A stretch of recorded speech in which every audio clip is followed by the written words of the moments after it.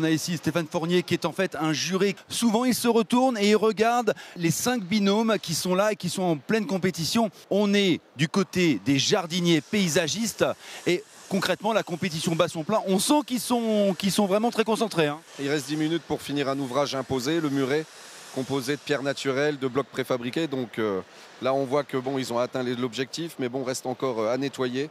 Mais ça se passe bien, on a vraiment 5 binômes de qualité qui ont eu un entraînement, ça se voit. Donc on est plutôt satisfait pour cette première journée.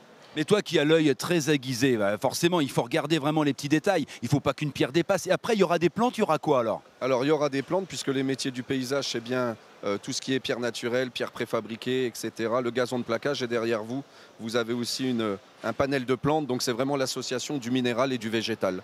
Donc le jury aura aussi pour objectif de vérifier la mise en scène de la palette végétale pour que justement voilà, ça ressemble à un jardin comme on l'a demandé sur le plan. Est-ce que c'est imposé ou alors le mur est imposé par exemple et après on met les plantes qu'on veut? Si par exemple je te dis j'ai envie de mettre des poireaux et des carottes pour faire un potager, on peut ou pas? Alors globalement tout ce qui est ouvrage maçonné ou les ouvrages durs sont imposés pour avoir des codes de précision, qu'on puisse effectivement départager chaque binôme. Par contre effectivement les végétaux avec la même palette végétale à eux de choisir effectivement les associations et de prendre en compte le développement du végétal parce qu'il ne suffit pas non plus de mettre une plante dans un espace où il n'aurait pas la place de se développer. Donc à eux de se projeter aussi dans un jardin avec un avenir.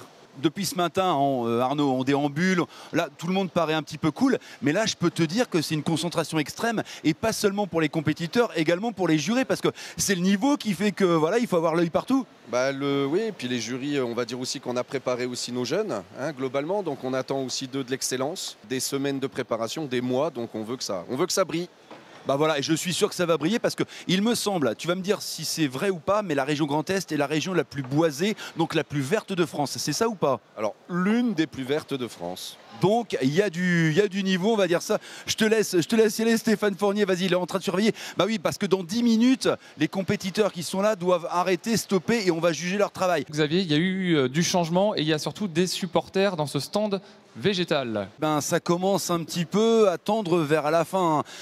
Souviens-toi, il y a 2 jours, on est venu ici, on a commencé par ce stand paysagiste parce qu'il partait de rien, comme un terrain, un carré, je ne connais pas les dimensions, mais enfin assez grand. Le but du jeu était justement d'aménager ce fameux lopin de terre, de créer un paysage. Et là, on voit apparaître de véritables œuvres d'art végétales. Et ça y est, ça prend forme. Et vous pouvez constater que les paysages, le travail fourni par ces 5 binômes sont complètement différents l'un de l'autre. Et ça tombe très bien parce qu'on a les papas et les mamans de 2 concurrents, de Théo et Gaëtan qui sont là. Jérôme, c'est le papa de Théo. Ton gamin, il a plutôt bien bossé. Dis-moi un peu, est-ce que tu es fier? Est-ce que tu peux me décrire ce qu'il a fait précisément comme décoration? Le muret, après ils ont posé le platelage, les plantations, les cailloux.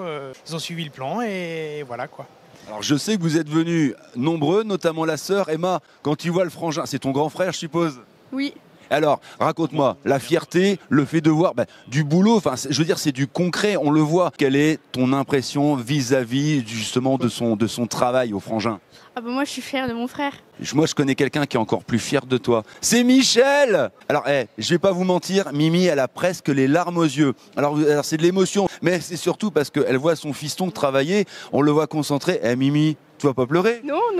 Mais je suis émue et puis fière d'être là. Et comment tu le sens, la victoire? Ça sent la victoire? Peu importe le résultat, je serai fière d'eux. Mais je souhaite quand même le podium et bien sûr, peut-être la victoire, la première place, je l'espère. On a même le papa et la maman de Gaëtan, le pote justement de Théo. Vous y êtes? On y va?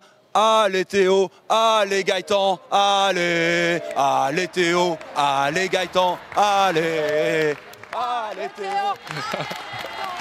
Et voilà l'ambiance au top sur le stand végétal. On leur souhaite bonne chance pour la fin du concours et avec les encouragements de Xavier, ils vont être portés jusqu'au bout.